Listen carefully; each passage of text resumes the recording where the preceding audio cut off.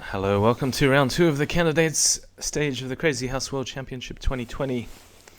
This match is only just concluded a couple of hours ago, so I'm going to record the audio, revisit this horror show of a match. So, Mugwort against penguingim1. I'm taking the white pieces in the first round. We have a Scandinavian, as predicted. He starts out with this bishop f5 line, so I've decided to go for b4, which is the sharpest move. He can either accept the pawn and sack the queen on b1 after rook b1, which is perhaps black's best option. The other option is queen b6, and then I'm going to play bishop b5 check immediately. So this is giving black all the options. My moves are fairly straightforward. It's either c6 or pawn at c6 or knight d7, and they're all a little bit different, but we'll have a healthy time advantage. So I want to try not to get under 30 seconds if I can avoid it. I do have a terrible habit of spending a minute when it comes to a critical decision, instead of just making a move that seems reasonably good. I have the habit of trying to find the absolute best move when it's perhaps not very practical. So move number 6, he's under 2 minutes. So I will trap the queen with pawn at c5 if he blocks on c6. And in some cases he can get 2 pieces for a queen, but white has the initiative, which is more important than the material. So knight d5, a fairly standard trick. I have queen d8, pawn at c7, and then promote on b8 and knight at c7 check. So this is the Irish pawns, b7, b6, b5. Knight d4, not only gaining a tempo on the bishop, but intending to bring the queen out to f3, where it's hitting b7 and f5 and possibly f7 in some lines. So yeah, same targets again, b7 and f7. The sack is not what I want. I was first intending to play pawn at c7, and then completely forgot and went queen f3. I mean, queen f3 is quite a decent move, but I do need to be aggressive. I don't want to let him develop and defend and drop the knights, especially gaining tempo. So the next couple of moves are critical.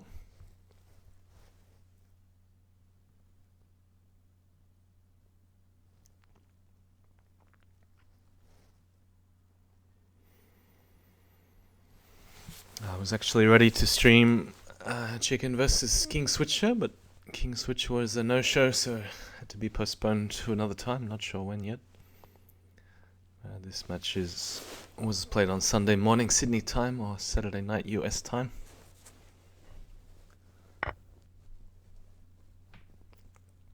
So Penguin had a big win in round 1, 8-2. And that was over King Switcher.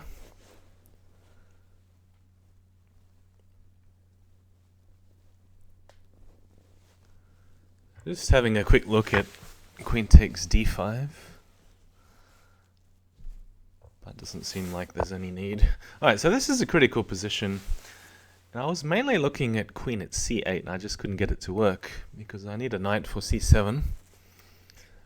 Pawn at c7, I don't think I quite have enough. He will just move the knight to c6, for example. So queen at c8, what I was looking at was bishop takes, queen at d8. Possibly queen takes b7 or trading queens. Even sticking a pawn on c7 after that. King takes. All I have is bishop at f4 or something. Pawn at d6. I just didn't see any attack after queen at c8. I should have spent more time looking at queen takes e6, because then I go queen at c8, and whatever he blocks with, I end up winning that piece on d8 via pawn at f7 check. So making a hole on f7 would have been really useful here. Yeah, no guts, no glory. So I wimped out. I should have played queen takes e6, queen at c8 check. And if king f7... well, I would assume bishop at e8 check to drive the king out must be good. I don't actually see a forced mate. But surely it must be good. King f6. Bishop b2 check after that. Just to make sure he doesn't have the queen at e5 check. Alright, so I wimped out with queen e5. It's not so terrible because the intention is to go queen c7 and I'd like to pick up a knight, and depending on where he puts one of the knights in hands, and knight at c7 is the idea, or just queen c7 and clean up one of the pawns.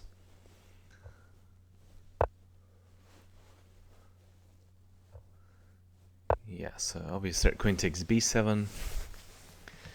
Yeah, I'm just waiting for that knight to drop where I can sack the queen on d6. Another good option would have been pawn at c6. And the pawn takes, queen takes. And then that clears more space on the 7th rank for the pawn. After rook c8, I'm still not entirely sure, so this seems like the cleanest option. So sacking the queen for rook and knight. I thought about a check, but it probably can be picked up by queen at e5 or queen at e4, depending on where the bishop checks. So I didn't mind his queen being down on a1, so I saw this check coming. I should have blocked with the pawn, because then he can't go queen takes a1 immediately, because there's a bishop at d8. For example, king e8, knight c7 is mate in 3. With rook at e8 and queen at c8 to follow. So yeah, I should have left the pawn, I blocked with the pawn, left the rook for the back rank. And this move also not so great, because even though the king is relatively safe, I'm losing a lot of pieces that I could have been spending on the attack. The bishop on c1 is dead. Even this move doesn't really help very much. He's just defending all the key squares. So he's handled the time scramble really well, even though it's still anybody's game. I don't mind this f5 trading pawns. I still need some way in. This is just a desperate attempt to confuse him and make him worry about the back rank, but it really doesn't do very much. Pawn at a7 is a bit of a laugh. Yeah, I don't mind the queen trade too much. He comes back, save the rook. Here I should have gone bishop takes h6 instead of sacking the rook, which was unnecessary. Knight at b8, again another one of those funny moves. Perhaps it doesn't really achieve very much.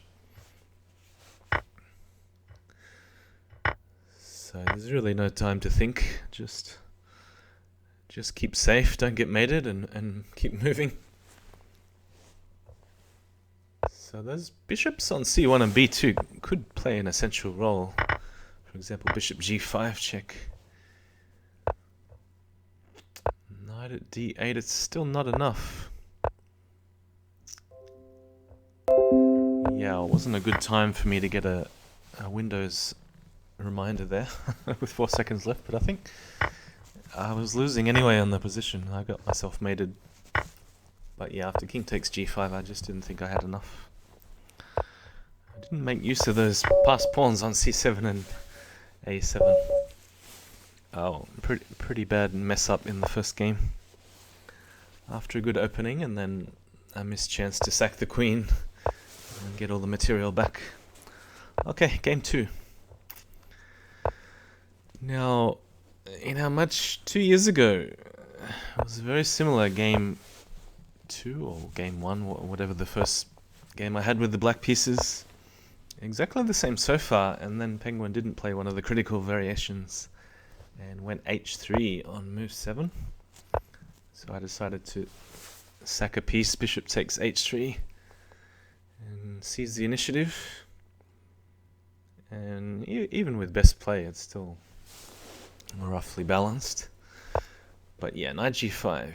So I decided, I mean, I know the main moves are king h8 and bishop d7 and bishop g4. Bishop g4, in a practical sense, I probably should have gone for this because it's unlikely Penguin's going to know 15 moves of theory Even though, if you know what you're doing with white, it should be refuted bishop g4, but probably would have been a good choice against penguin. So this is a very strange looking move. Task recommendation. I haven't actually played it before. I don't know much about it. You just sack the rook and try and huddle together around the king side. I'm mainly thinking in game one. What was the first mistake? I like to think what was the first mistake, because if we do repeat the lines again in the odd-numbered games, then I don't have to spend 2 minutes then thinking about where to vary. Alright, he's woken me up with a sound. Queen f8. Keeping everything solid around the king, so there's no immediate attack for white. He's just a little bit of material ahead. It's a matter of whether to put the pawn on g6 or e6 or bring the bishop back. Bishop d5, bishop c4, bishop b3, for example. And then I'm quite happy to continue bishop g4 or knight d4.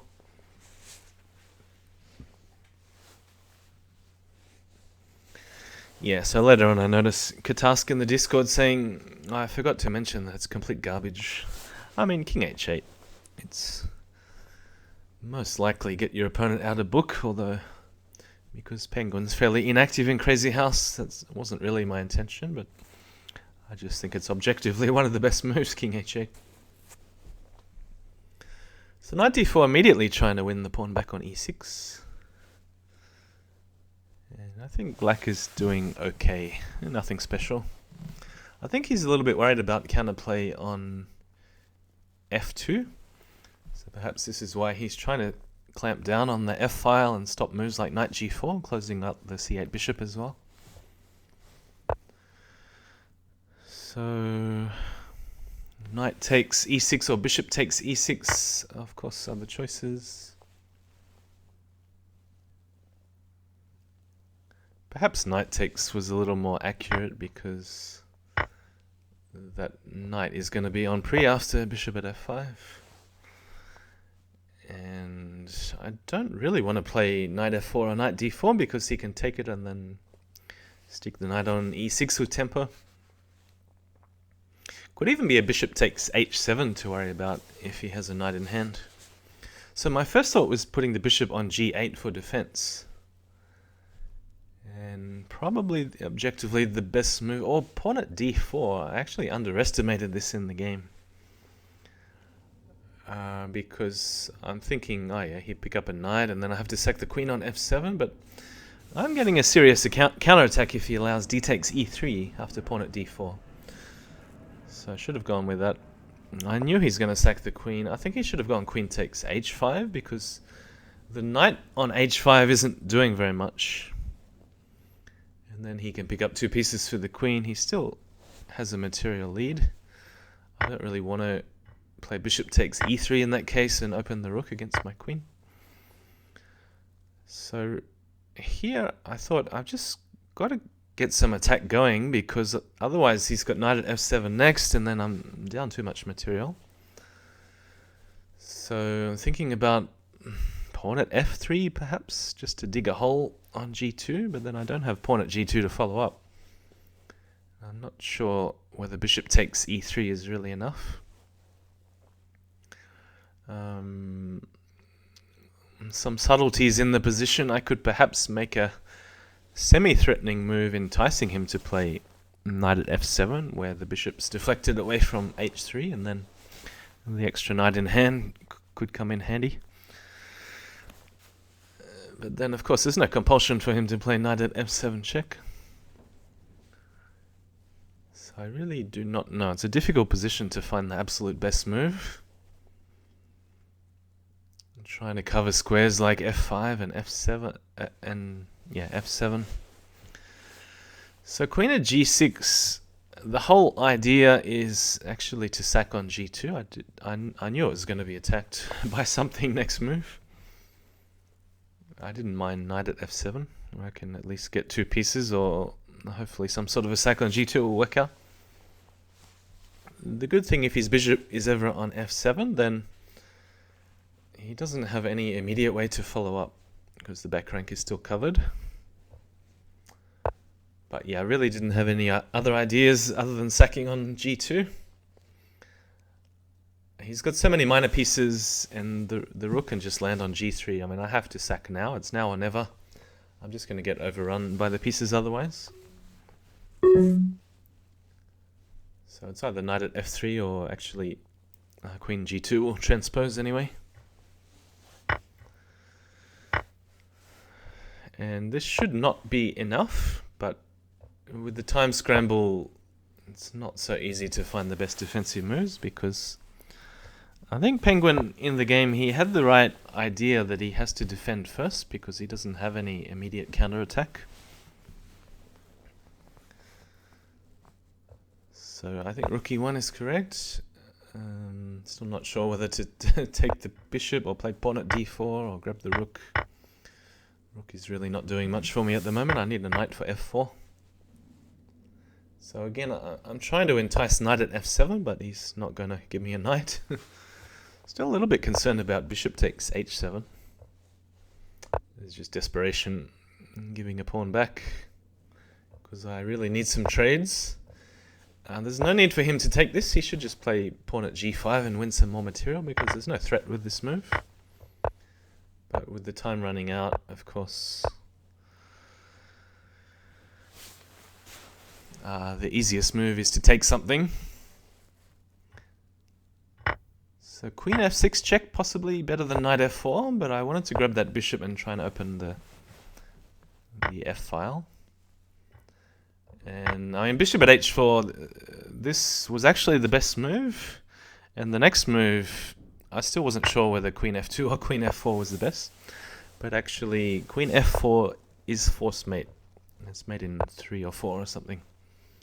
I saw it from here, but I didn't actually see it at the moment I played queen f4. So it was kind of a lucky shot that it led to mate, and queen f2 didn't.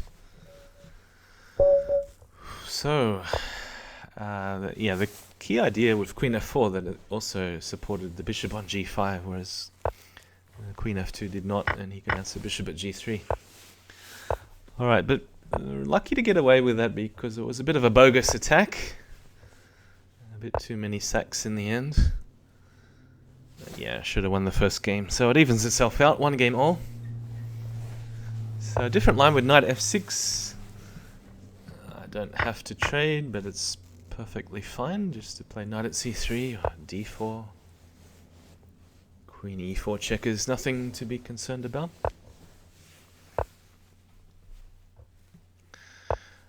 Not exactly sure where the bishop belongs. Another idea is just to play d5 immediately and open the d file.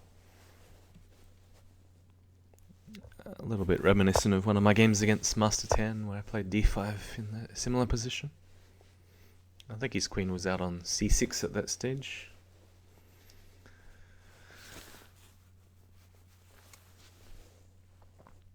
So I can sense Penguin's hesitation to castle because all the pieces are lined up towards the king side. I'd probably just respond with knight e4 and knight eg5.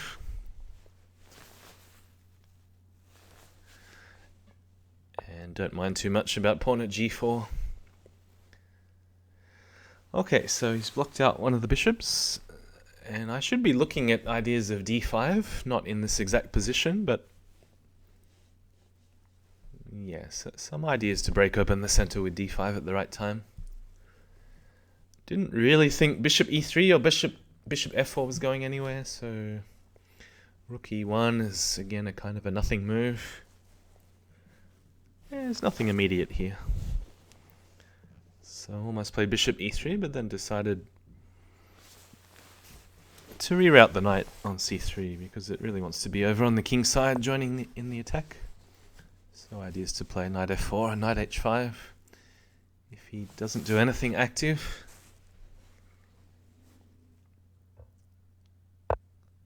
And I really want to push d5 quickly.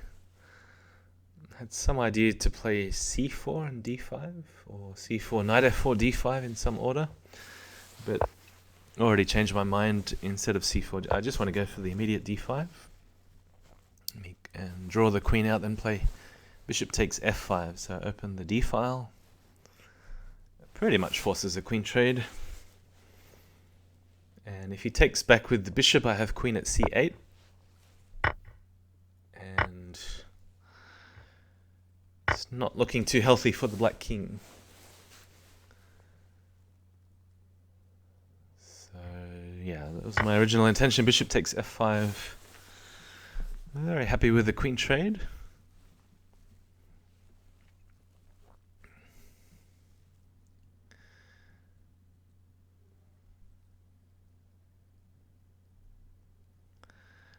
And really didn't know what else he can do apart from trading queens. Obviously, if he castles, I'll be the first one to attack. Trade queen, sack on h7, perhaps pawn at f6 to follow.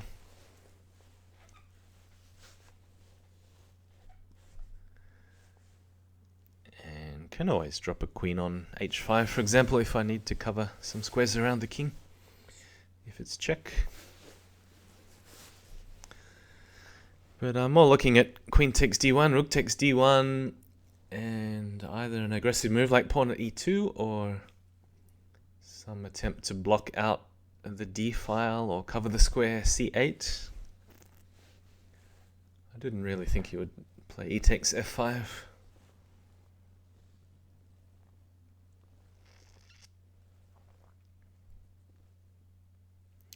So it's something he has to be concerned about, just how much of a threat is queen at c8? Is it a bluff? If it's a bluff, he'll go e takes f5 and try and hold on to the piece. Alright, now I can cover this and pick up the pawn with bishop at b5. I think I should drop on the queen first, now that he can't really afford to drop the queen on, so he has to play knight at d8. And then I have to decide if I want to put the pawn on d7 check, but then I'm losing the opportunity to play bishop at b5. So yeah, bishop at b5 check makes a lot of sense. So here's where I have to be accurate, and it's either pawn at d7 and then bishop takes e2. I'm looking at all kinds of forcing lines with rook takes d8 and bishop takes c6, but it's pretty messy to calculate. I would lose if I sack too much and then have to deal with this pawn on e2 and I don't recapture it. So I thought the safest move is actually just play bishop takes e2, because if he takes the queen, of course, then pawn at d7 and promote on c8. So expecting castles instead, where he's threatening e takes f5, so I might as well just sack the queen up, sack the bishop, open up the king, and grab the rook on a8. That's very useful in defense for h3 or h5 check. So if he does any sort of attempt at counterattack on squares like g4, h3, then I'm intending to drop the rook immediately with check. Although I could play pawn at f6 first. So the idea is to open up the square h6, because this is really useful. It gains time as it's a check, and it also supports f6. So looking at g takes rook at h6, followed by just dropping the pawns and keep dropping them back on g5 and f6. And I'm just going to overrun him with the pawns. I don't think there's any defense. Big time advantage, so should be comfortable from here. Lots of ways to win. Yeah, like bishop at h4, pawn at g5. My idea was to play pawn at e7 first, because then he can't respond with pawn at e7 if the knight's already on e7. And obviously rook takes d8 is another idea, but there's a sneaky trick if he plays knight g8 that I can mate in the corner with the bishop. That's mate in one. Alright, 2-1. Now we're going to see... actually, I think this is where Penguin takes a short bathroom break. So I've just whispered to the audience. We had a fair number, 20-something spectators on Lead Chess.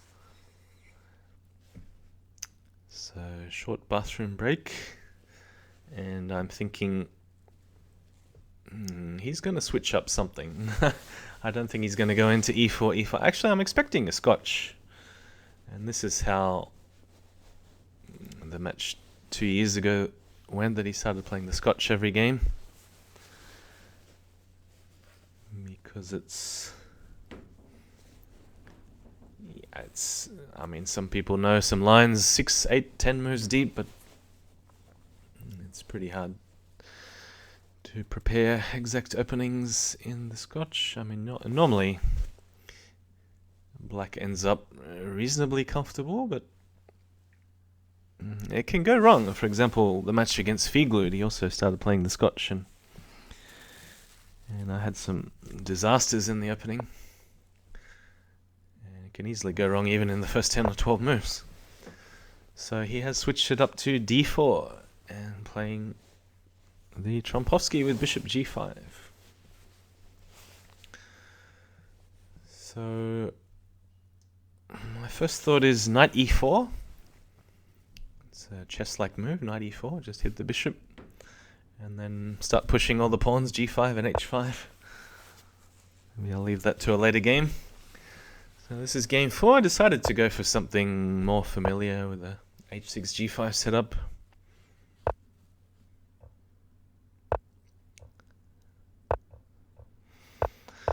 Seems like we'll get the most action out of this opening setup. And probably should just castle here. I'm a little bit worried about knight b5. So I either include the move a6 or try and hunt down the bishop via knight b4.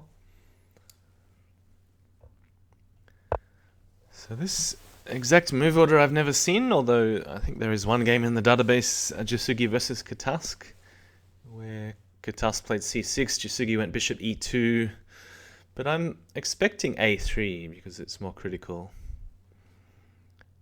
Apparently the best move after c6, a3 is knight takes c2, you grab the bishop, you castle, you put the bishop back on f5, and then all black's pieces are well placed, even though you're a pawn down, and there's a gaping hole on c7. It's somehow good for black.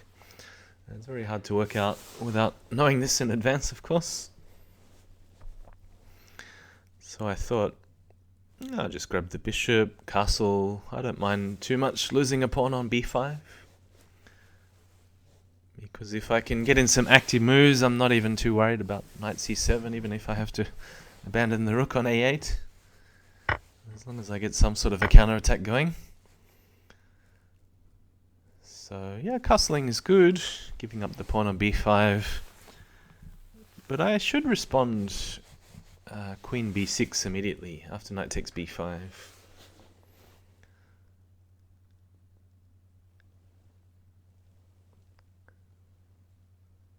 So then asking how he's going to defend everything on b5, b4, b2. Because the bishop in this case would be the most useful piece, actually, for both colors.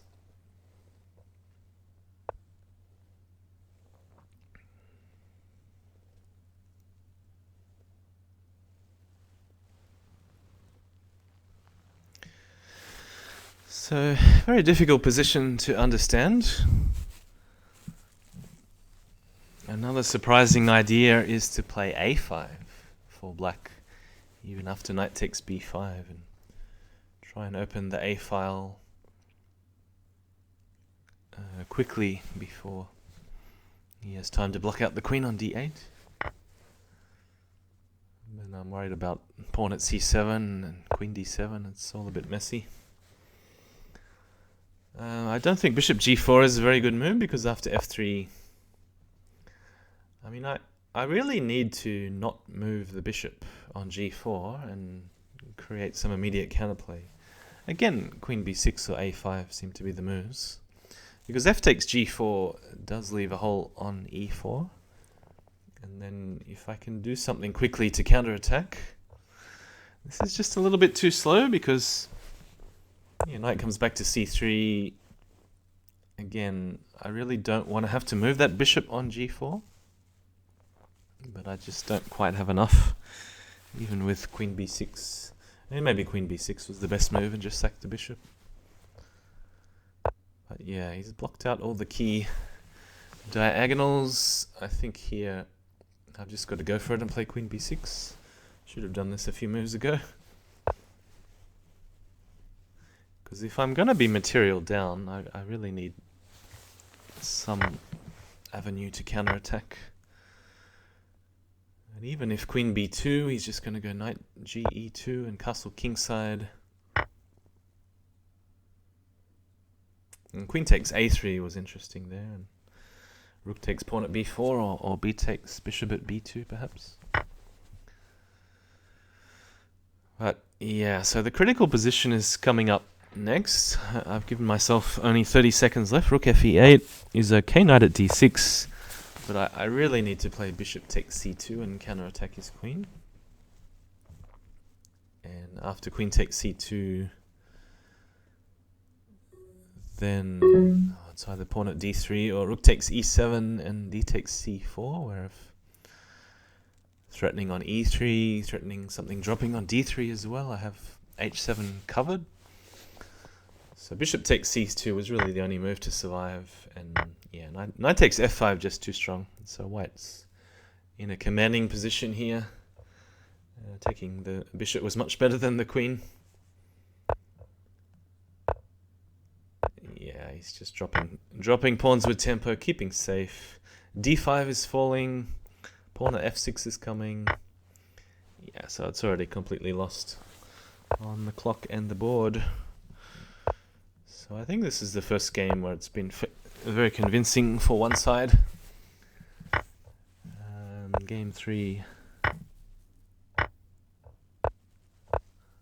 I'm trying to remember game 3 to see if I allowed Penguin any chances. I think game 3 was fairly decent, but the first two, yeah, lucky wins for both of us, I think. But yeah, this is just absolutely over. The diagonals are enough to win by themselves.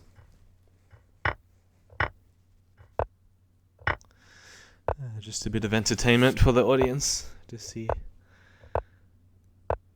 if we're going to see any more sacks, but no, the pawns are enough.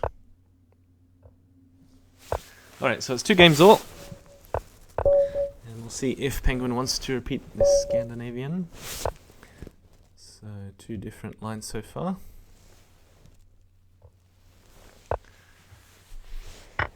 And already we have something different. I decided to play a non-gambit line. I mean, you can still make it a gambit with e6 or a6 or something, but I prefer to go into something familiar. So is this the Mugwort line or the Bugzilla line, or...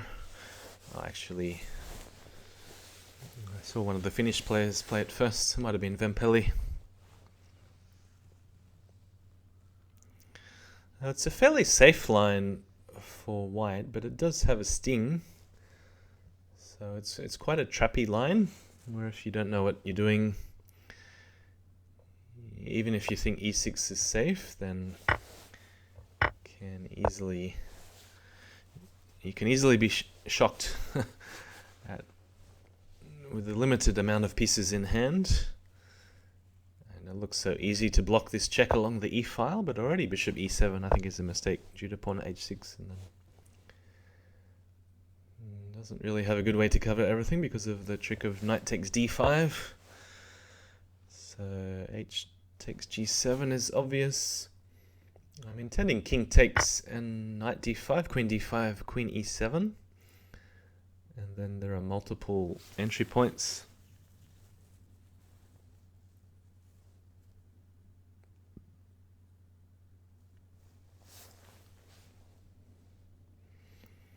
But since Penguin is not taking back immediately, the only other reasonable move would be rook e8.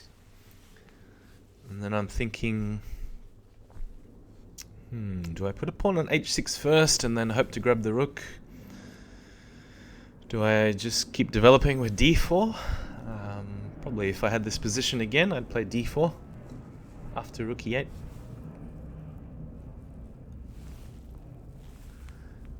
And I'm also looking at moves like knight takes d5 with the idea queen takes d5, knight at f6 check, bishop takes, queen takes e8 check. But after king takes g7, rook at g8, king h6 doesn't seem to do that much, because what do I have left? Just a pawn.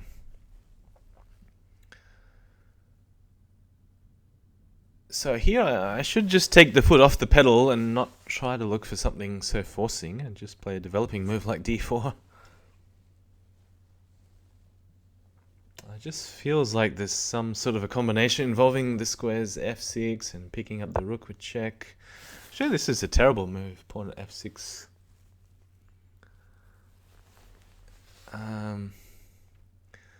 Actually completely forgot that queen takes e8 comes with check, and I don't get time to play rook at h8.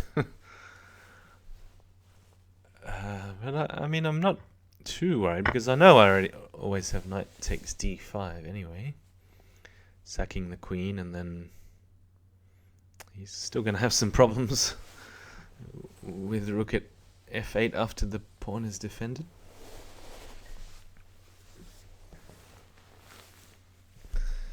But after knight takes d5, he doesn't have to take the queen. Perhaps he should be blocking out the e-file instead. Yeah, pawn at e4, pawn at e3, I don't know, but anything to block the e-file, because he can't allow this. Yeah, pawn at h6 is just a killer. So again, difficult position to understand, because it's so tempting. You think you're winning material with rook takes e2, but you have to give it all back, because knight at g6, rook at e8 check is coming. You have to block with a piece on f8. G takes and drop the piece back to attack f8 is going to be painful. So it somehow worked out. This is all a bit unplanned, but it somehow worked out in the end. So yeah, rook at e8 check, bishop at f8, g takes, knight takes, bishop at g7 is the main line, I would say. Trying to look for tricky alternatives like knight at f4. I really didn't see the point though after queen d7. Knight takes g6, queen takes e8, and then I don't have the piece I need, which is a heavy for h8. So there's no point trying to get rid of the knight on g6 if I'm losing the rook on e8.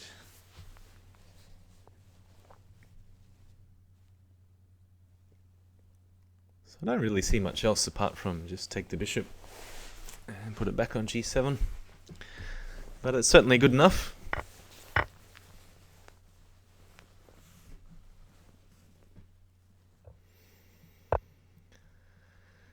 So I don't think he's going to play bishop takes g7 because of knight at e7 check, intermediate move. Then I take the bishop, then I take the queen. He doesn't have any counterattack, so he's got to put something on to guard f8. So queen at d6. And then well, there's lots of captures possible. So bishop takes f8 looks good. Even rook takes f8 looks good. I decided to go for knight at e4. I think the only way to survive would have been queen takes e4, so drawing the rook away from the back rank. But here, just picking up so much material. Got some ideas to play bishop at h8. I'm just seeing if it's any use putting the bishop on the c3 h8 diagonal first. But I might as well just grab the queen. So yeah, some ideas to play bishop at h8 check and rook takes f8. So that would have been good here too, but there's lots of ways to finish off pretty much any check was a good one. So queen h6 was the fastest.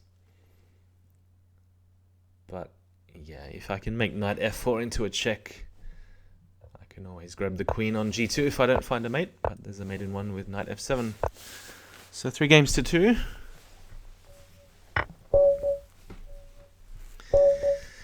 And need to think of some different move order variation in the opening with this d4 and Trompovsky.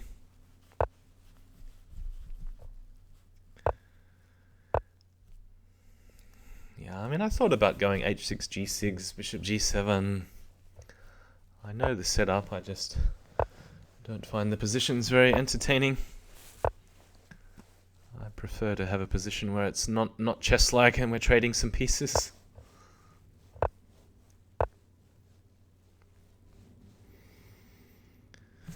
So most people with the white pieces would have already played knight f3, so this is the key difference between this move order and what I'm used to.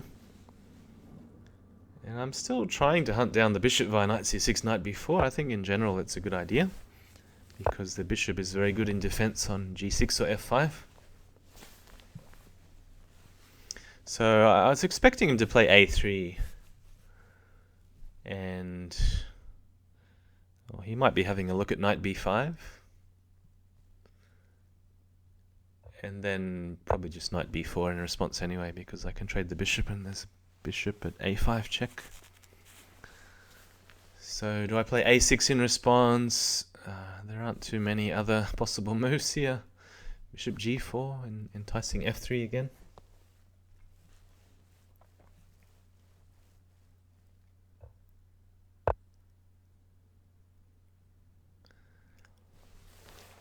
Often when the opponent plays f3, you then want to bring the bishop back and try for knight h5. But here, this doesn't quite feel like the right time to play knight h5. He's already got g3 defended twice, and even if bishop f2, I don't see a good follow-up. So nothing forcing, I'm just going to play a6 and I never have to worry about knight b5 after that.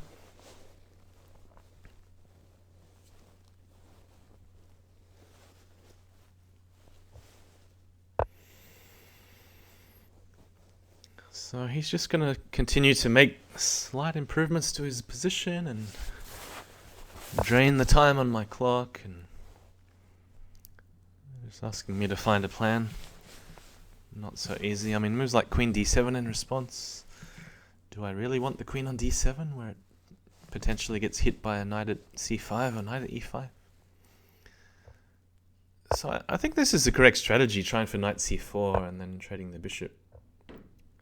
But this is one of those funny positions where I probably should have taken on h4, because then I have pawn at c4 to follow. Whereas normally you don't want to open up the h file against your opponent's rook. Yeah, this is already a difficult position, because right now I'm wishing the bishop were back on d8 or d7 or c8. But I don't want to have to waste a move with the bishop again. Yeah, so I'm kind of stuck. Do I play knight c4 and let him trade the bishop on e6 and mess up my structure? Yeah, I didn't see his response to this, which is interesting, knight h5. Because I don't have time to take the knight and the bishop and also stop the mate on h7. Because I still haven't had time to play knight c4 and grab the bishop on d3 or try and make him trade. Funny, the best move here might even be sack the queen on g3. Yeah, this is not very convincing. So queen takes b2 is not much of an intermediate move if rook b1. But otherwise, yeah, I mean, I just have to take the knight back.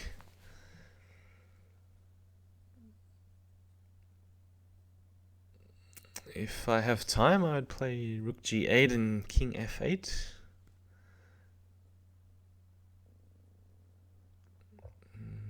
But yeah, this This is a good move because knight at h5 check is really annoying, especially with the pawn on f6, so I think I have to stop this knight at h5 check coming.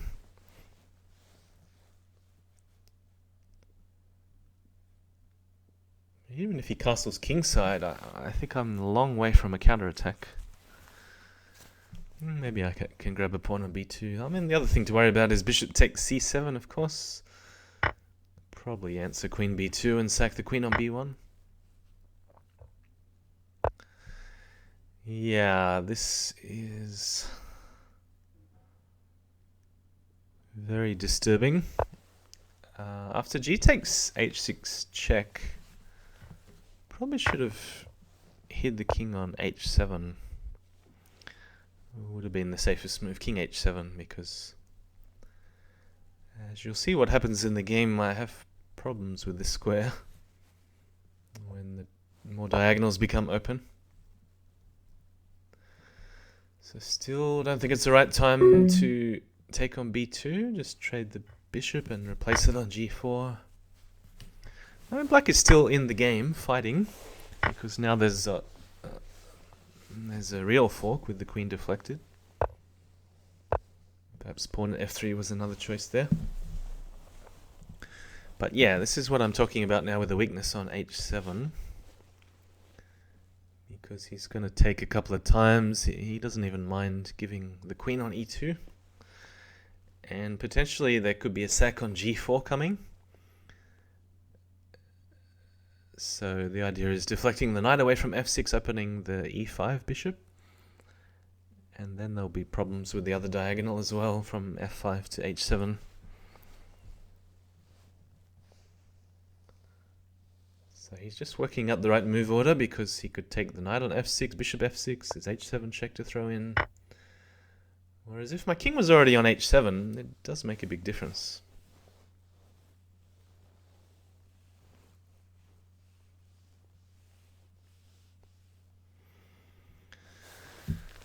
So the next move is a bit of a shock. Rook takes f6. And now which piece do I take? There's a knight, rook, queen. Oh, they're all hanging.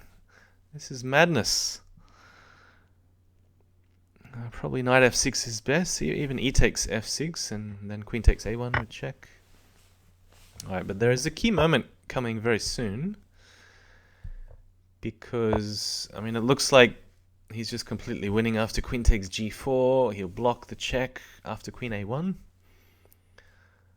But as some people pointed out in the chat that I of course didn't see during the game, pawn at h2 was a killer.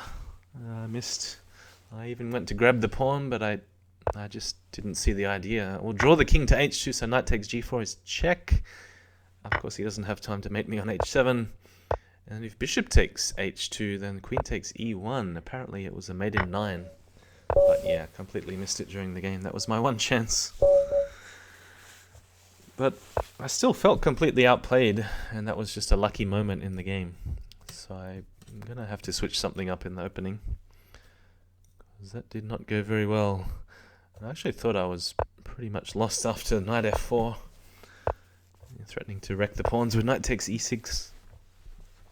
And yeah, the king was going to safely tuck away with castles if ever. Queen takes b2. So I'm going to have to change something up. The scoreline is currently 3 games all. So Penguin's also switched up his black openings. We've only seen 1 game each go against the play with the white pieces so far. So already he hasn't seen this hyper-aggressive knight g5, which I've played a few times against pawn in training. I think a couple of times against GSVC as well. So castle bishop c4. I think one of the main ideas is to try and provoke e6, where black is just completely passive, and then you're in no rush, you can go ahead and castle bishop e3, build up for f4 perhaps. And also another player is the Lone Wolf, who's had this position with the white pieces. And I know he played the move e5 in this position. It looks like a beginner's move, e5, just blunders the pawn, but there is a deep trap, which I have seen the lone wolf play. Well, it's very easy to mess up even if you know the next 2 or 3 moves. We might see that in the game. So inviting black to take the queen or knight takes e5.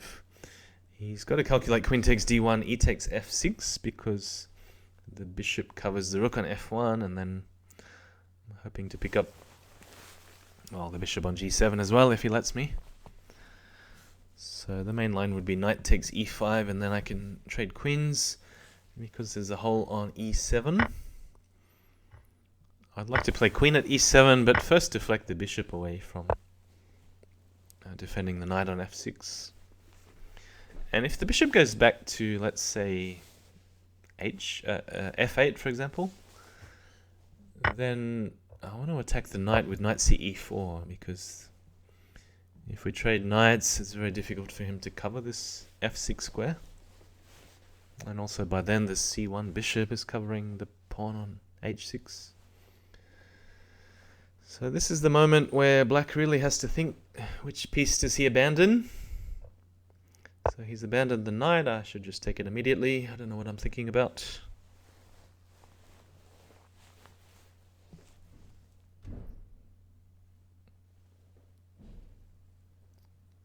Yeah, I've never had this position before. I've seen the lone wolf game, and I can't remember who black was. Maybe it was Jasugi or JK. Or it was a pretty strong player, I'm pretty sure.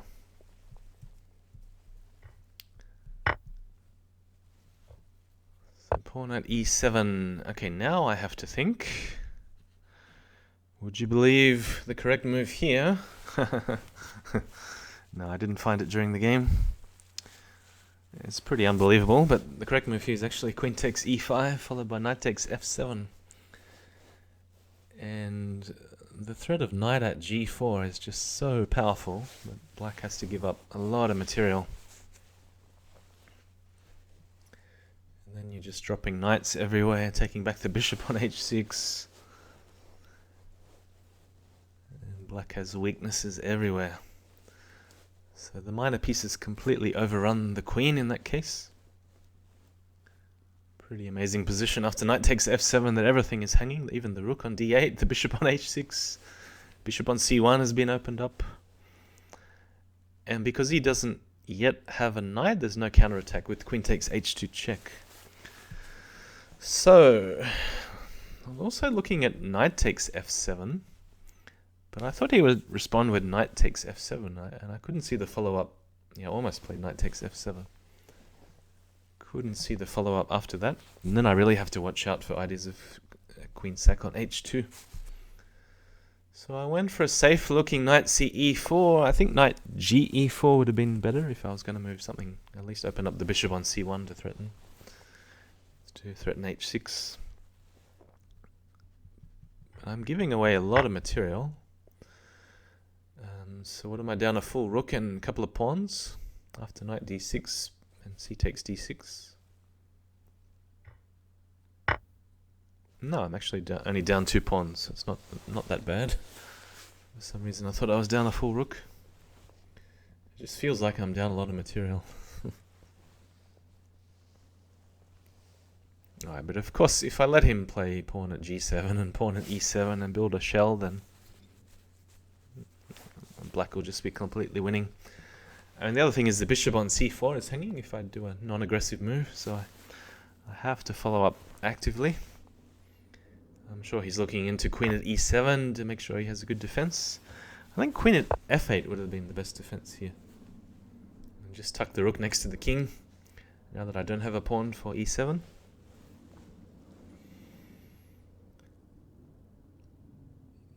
The move in the game was knight, I think it was knight at c6, and that doesn't leave any blockers for him after queen takes rook. So the move here is queen takes d8 check and rook at e8. So looking into queen at f8 or bishop f8, just making sure I have a good follow-up.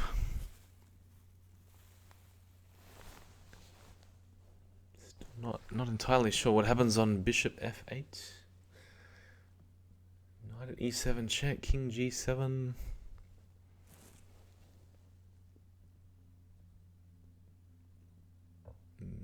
Yeah, perhaps I just take the knight back instead with rook takes d8. Alright, so all I need is a bishop. But I don't want to play a move like knight takes e6 check, because then...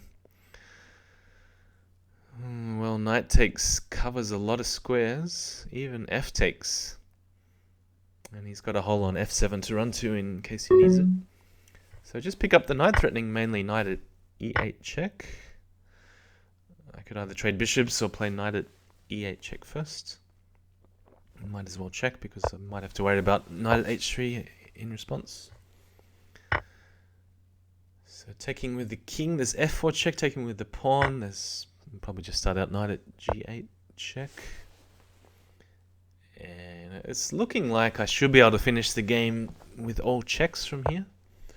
So knight f6, open the f file with check if king f5. Alright, shouldn't be too much of a worry to finish this game. Just want to make sure the knight on f6 is either defended or I can just keep taking pieces with checks.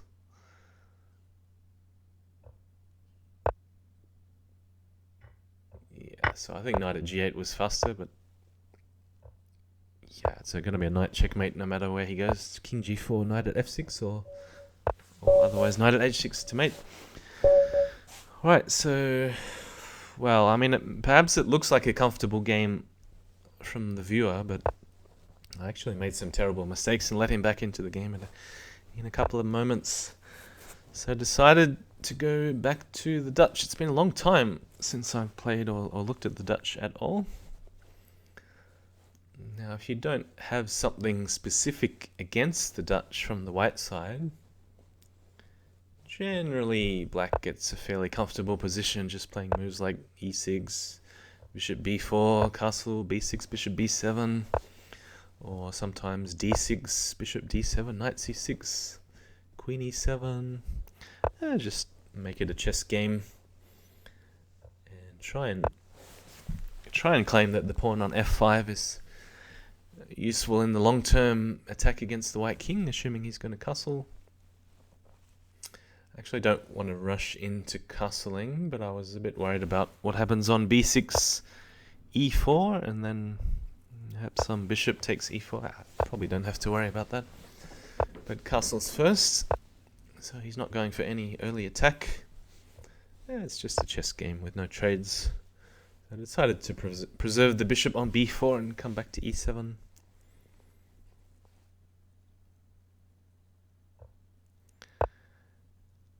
And in this position I don't really want to move the d-pawn because of knight f4, and then there's a serious weakness on e6.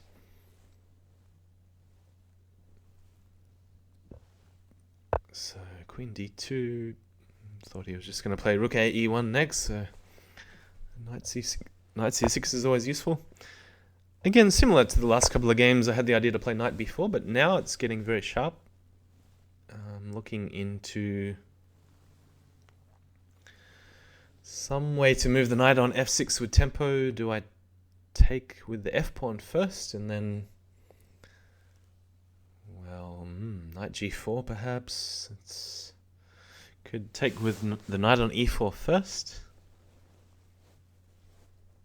So looking at knight takes e4, knight takes e4, f takes e4, bishop e7, probably queen e7, and bishop takes e4. I don't mind if the f-file opens. I think black is the one with the better attack at the moment after all these trades. So I'm going for a big mess with knight takes e4. And we'll see who comes out ahead.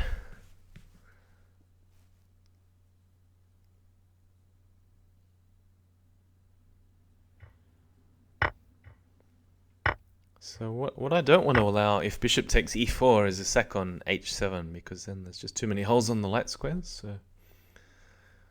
I'm looking perhaps at either pawn at f5 or knight at f6.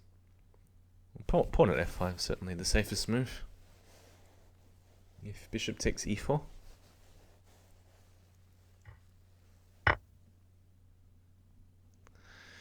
Could possibly throw in a bishop at h6. It would have been interesting to throw in pawn at h3 here, because then that way there's a serious weakness on f3.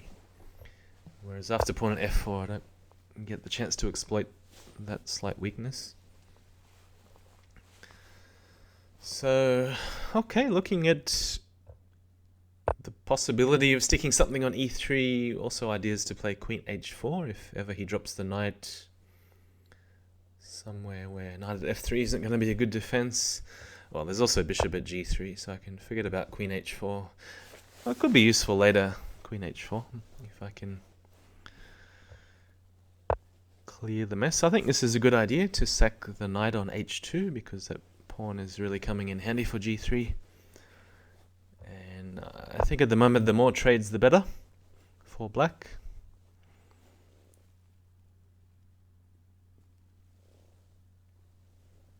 So it's either taking on f2, and then still wasn't quite sure what to do with the bishop in hand, but yeah, I think there's nothing wrong with this. I probably should just play pawn at g3 immediately. I tried to be fancy with rook takes f4 here.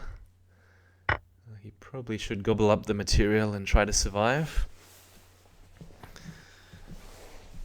But after the move in the game, which was bishop e3, there's no way black should ever lose this game after pawn at g3 check and trading lots of pieces. Looks like pawn at f2 is going to win a lot of material back in the end if it's check. So trade the rook on f1, pawn at f2 check, and if bishop takes, simply bishop takes d2, wins the queen. So that was probably the best I could do, and trading on e3 is not too bad, which is what happened in the game. So it's going to be king g1, rook takes f1, rook takes f1, bishop e3, queen e3, and pawn at f2. So he's going to sack the rook on f2, g takes, queen takes. Rook f8 might as well save a tempo, make use of that rook, and leave the other rook off board for the moment.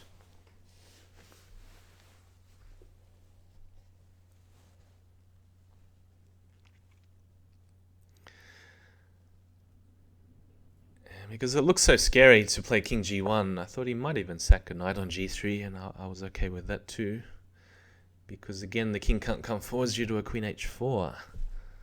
Checkmate. So I don't know what I'm thinking about here. I just take the rook. A waste of time. Now there's no forced mate, so I should just be moving faster and saving the time to when there's more likelihood of an actual forced mate on the board. So pawn at f2, make him sack the rook. Just take it immediately. Why am I thinking again?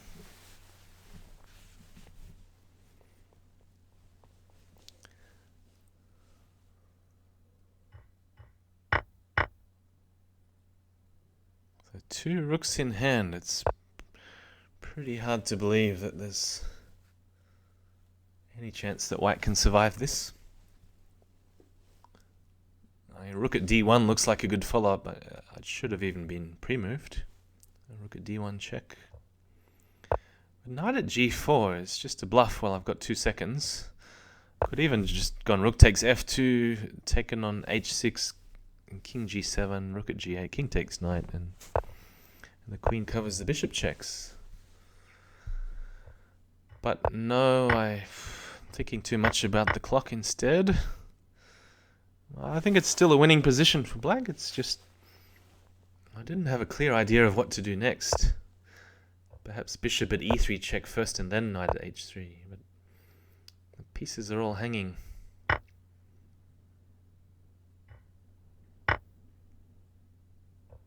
Knight at e3, desperate attempt to cover the rook. He's going to save the queen. Do I open up the f file? I could have even played knight takes e5 or knight takes d4, open up the bishop on b7, which would have been good. Alright, so rook at h1 and knight at g5. Checkmate. It's even a fork. But no, I didn't see it. 2 seconds left, sack the rook. Black is still winning, but it's very hard to find the correct moves now. I had to play rook g1 and pawn at h2 check and just keep the checks, but sad finish. It's going to affect me for the the rest of the match too, the 4 games all. Yeah, so I really should have been 5-3 with 2 games to play. And that was even more tragic than game 1. Where there was, at least there was no absolutely clear smash in game 1 with the white pieces. And alright, the scoreline is back to 4 games all. Looking too much at the clock and not at the board. I paid the price. Alright, so the choices here are bishop g5 or queen e2 or most aggressive to play e5. And probably should have gone knight at h5 instead of knight at g5 because, yeah, bishop g6 is a good defense, and it really makes me question the whole knight at g5.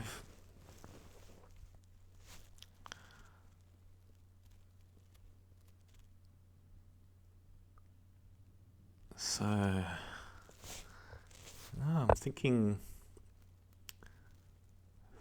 how could I have lost that previous game when, I mean, not just the mate in 1, there were just so many opportunities. Especially the rook takes f2, because I really didn't see a mate after knight at h6 check.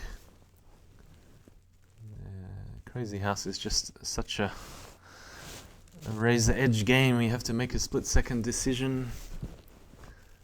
You either win or you lose. So if you make the wrong decision, you lose instantly. And is it better to just play a move that feels safe and survive and retain your advantage? Or with 2 seconds left, is it better to just go for it? And well, in that case, like I said, you either win or lose, and there's nothing in between.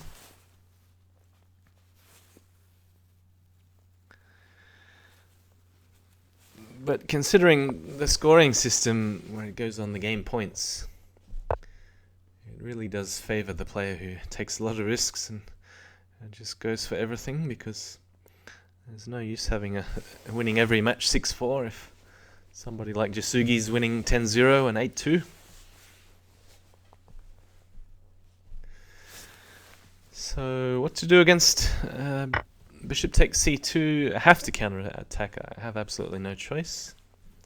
So the first thought is to play pawn at b7, but it seems like knight c6 is a good defense. And then just take back with the queen on a8. So I thought in the long term it's actually more useful to play bishop g5, even though he can cover this hole on b7 with the queen, because it means he's got a lot of problems in the long term on the dark squares. He never really wants to castle and allow pawn at f6 or pawn at h6. So I'd like to trade the pieces which don't seem to have a clear purpose, like the knight on f3. What was it doing? I'm very happy to trade for the bishop on f5. And there's a lot of choices. I could even just leave it off board. Of course, the bishops by themselves are not going to win. By themselves are not going to win the game. But eventually, he has to make it known where those knights off board are going to land. Because he can't afford to keep the 3 knights off the board forever. Because there's very little for black to do unless he starts putting those pieces back on. So of course, I really do want a knight. Then it makes moves like pawn at h6 really deadly if I have a knight in hand. So d5 gives me the option to take en passant. Checking must also be a good option, followed by f3. Because if I can entice him to play c6, then obviously there's a big hole on d6 if I can get a knight in hand. The knight is actually trapped. So that's why I'm not worried about counterattacks like knight at b2. I can just leave the queen there and go f takes e4. And knight at d6. well, I mean, I have to watch out for knight takes d1 and tricks like knight at e2 check. Yeah, I mean, I could even play queen e1 first if I needed to. Alright, so he's given me the knight for d6. It looks like he has to cover this square. Knight at c4. So queen e2 seems like a pretty safe place for the queen for the moment.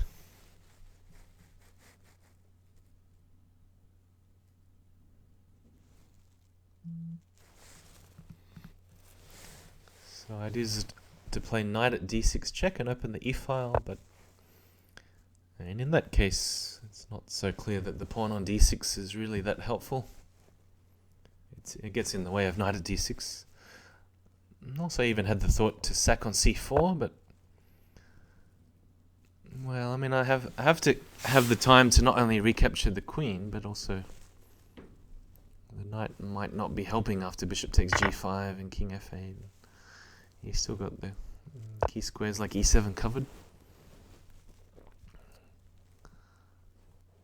So yeah, just leave the queen on e2 and could either take on d8 or put the pawn back on e7. Both look good. So taking with the pawn again leaves that hole on d6, which is what I want. So he's just filled that up. And now I just got to defend the bishop on g5. So perhaps bishop at h6 is not necessary. He probably should just call my bluff and take it and run with the king after knight at f6 check. Allow the double check, play king d7. Really not sure what's happening after the queen sack and knight at f6 check. It's a big mess, but I think that this was Penguin's last chance to complicate things. He should have gone g takes h6. Whereas now, like, every single trade must favor white. So this is why I'm going knight at d8. Of course, he can't allow the e-file to be open, so there's no way he can take.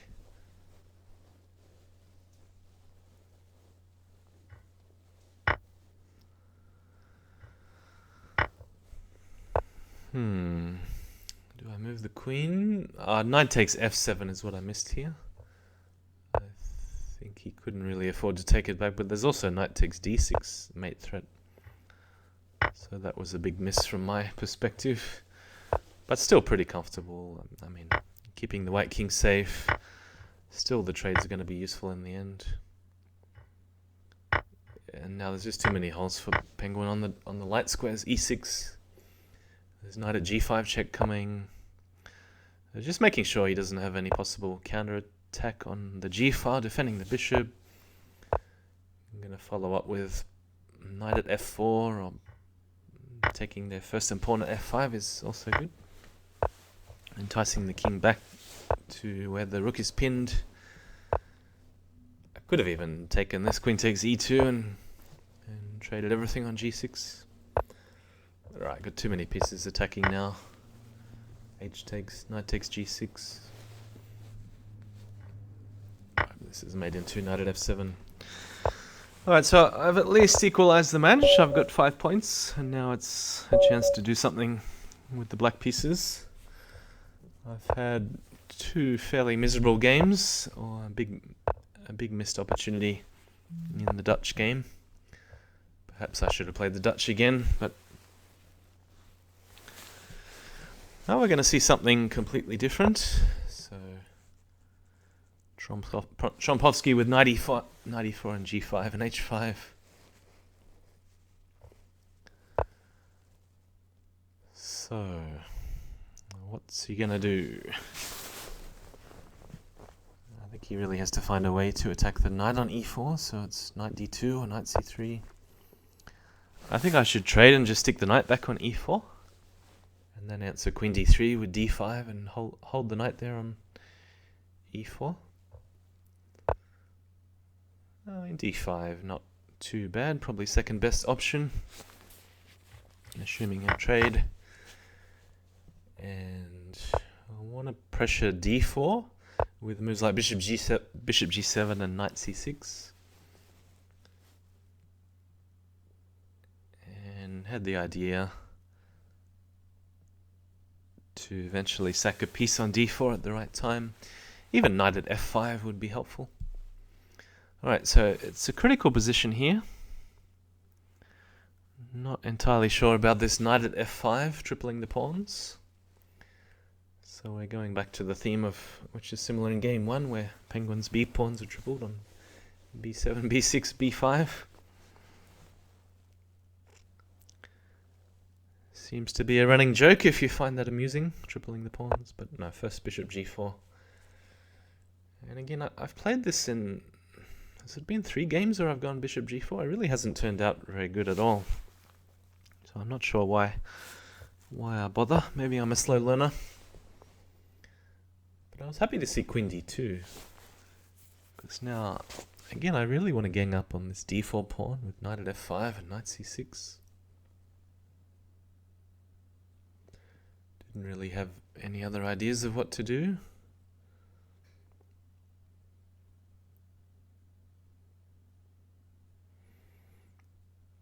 c5 could have been another option. I mean, it looks a bit silly, leaving the whole on c7.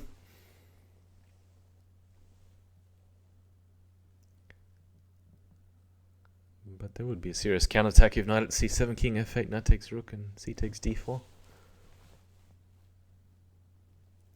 I'm trying to slow down the development of his kingside pieces. This is one of the ideas, giving away a pawn on g5. So, take, knight c6.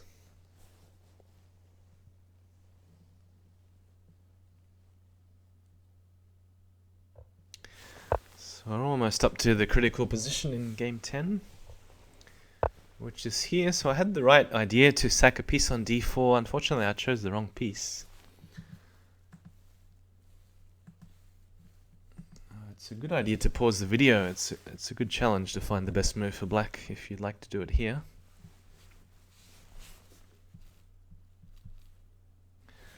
So the correct move was actually bishop takes d4, and the idea was if knight takes g4 like what happened in the game, I'll have the follow-up of bishop at b4. It's very powerful, using both bishops on c3, because eventually there will be a bishop d takes c3 and a queen takes d2, and a crushing attack for black. And this is still okay. The game is still in the balance. I'm not completely dead lost. I think pawn at d2 is correct to displace the king. And I think I should have taken my chances here with h takes g4 after king d1, and just hope for the best that I'm not getting mated, because I really need the counter-attacking idea of knight at f2 check to make something happen, and king e2, pawn at d3 obviously. And just hope for the best. Rook takes h8, bishop takes, rook at g8, probably rook at f8. Take, knight at h7, king g8. Doesn't look like there's a mate. But yeah, a bishop at d3 was just a terrible blunder. And bishop at b5, a good response. So now it is actually dead loss, but still I can make it interesting. With c6, queen takes e4. And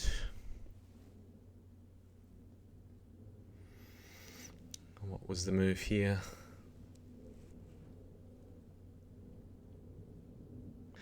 I don't really think I can afford to play h takes g4 now,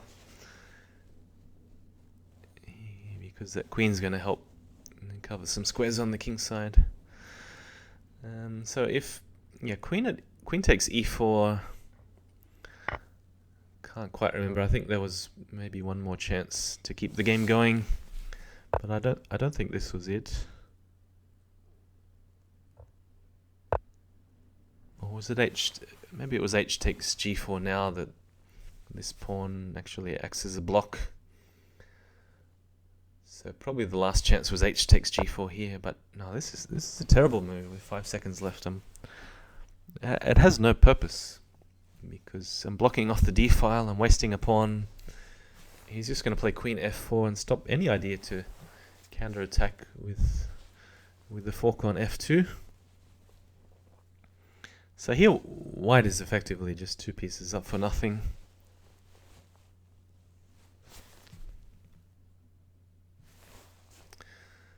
So he's taking his time to find a forcing sequence, possibly involving a queen sack, like f takes e6, for example. And it's far simpler just to move the queen f4. And then, yeah, to find any counterplay, I mean, it has to involve the move h takes g4. It's just that it would have worked so much better a few moves ago, or even last move.